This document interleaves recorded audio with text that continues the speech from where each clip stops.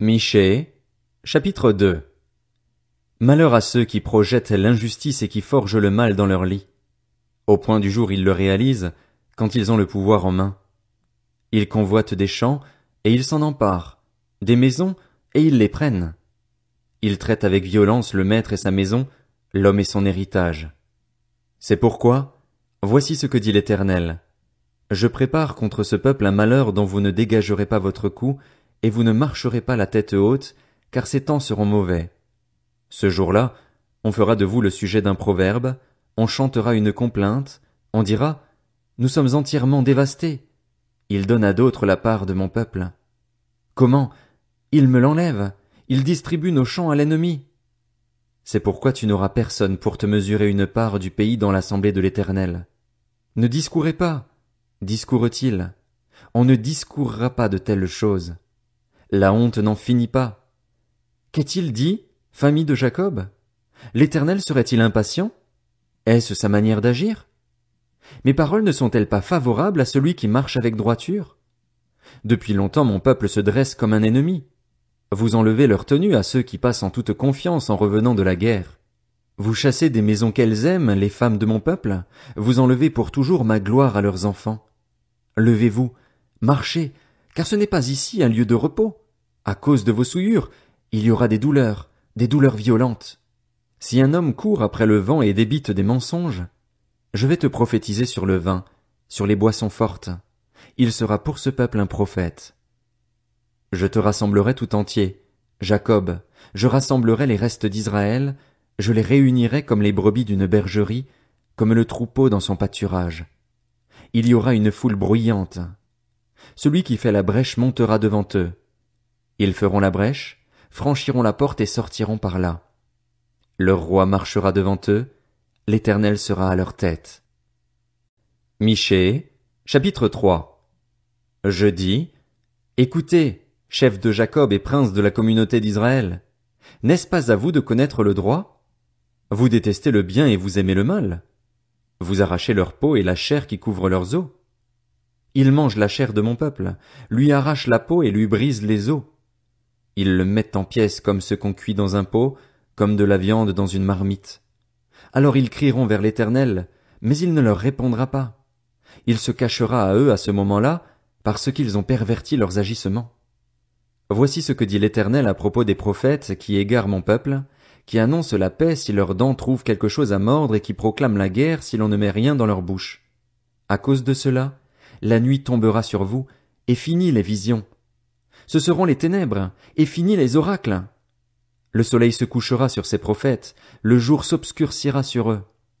Les voyants seront dans la honte, les devins rougiront, ils se couvriront tous la barbe, car Dieu ne répondra pas. Mais moi, je suis rempli de force, grâce à l'Esprit de l'Éternel, je suis rempli de justice et de courage pour faire connaître à Jacob sa révolte et à Israël son péché. Écoutez donc ceci, chefs de la famille de Jacob et princes de la communauté d'Israël, vous qui avez en horreur la justice et qui tordez tout ce qui est droit, vous qui construisez Sion avec le sang et Jérusalem avec le crime. Ces chefs jugent pour des cadeaux, ces prêtres enseignent pour un salaire, ces prophètes prédisent l'avenir pour de l'argent, et ils osent s'appuyer sur l'Éternel en disant « L'Éternel n'est-il pas au milieu de nous? Le malheur ne nous atteindra pas. » C'est pourquoi, à cause de vous, Sion sera labouré comme un champ, Jérusalem deviendra un tas de ruines, et le mont du temple une hauteur couverte de buissons. Michée, chapitre 4. Il arrivera, dans l'avenir, que la montagne de la maison de l'Éternel sera fondée au sommet des montagnes. Elle s'élèvera au-dessus des collines et des peuples y afflueront. Des nations s'y rendront en foule et diront, « Venez, montons à la montagne de l'Éternel, à la maison du Dieu de Jacob. Il nous enseignera ses voies et nous marcherons dans ses sentiers. » En effet, c'est de Sion que sortira la loi, et de Jérusalem la parole de l'Éternel.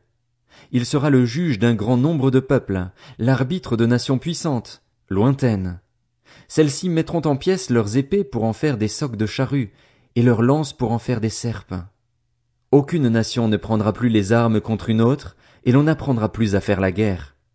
Ils habiteront chacun au milieu de ses vignes et de ses figuiers, et il n'y aura personne pour les troubler, car la bouche de l'Éternel, le Maître de l'univers, a parlé.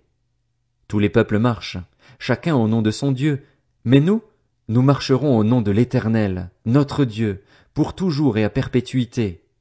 Ce jour-là, déclare l'Éternel, je rassemblerai les boiteux, je réunirai ceux qui étaient chassés, ceux que j'avais maltraités. Des boiteux je ferai un reste, de ceux qui étaient chassés une nation puissante. L'Éternel régnera sur eux depuis le mont Sion, dès ce moment et pour toujours.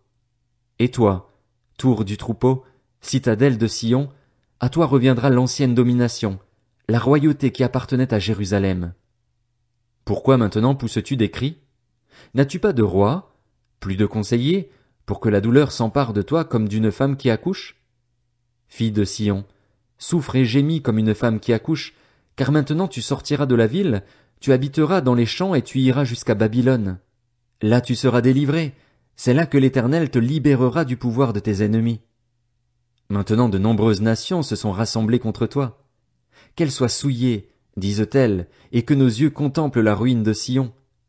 Mais elles ne connaissent pas les pensées de l'Éternel, elles ne comprennent pas son intention, elles ignorent qu'il les a rassemblées comme des gerbes dans l'air de battage.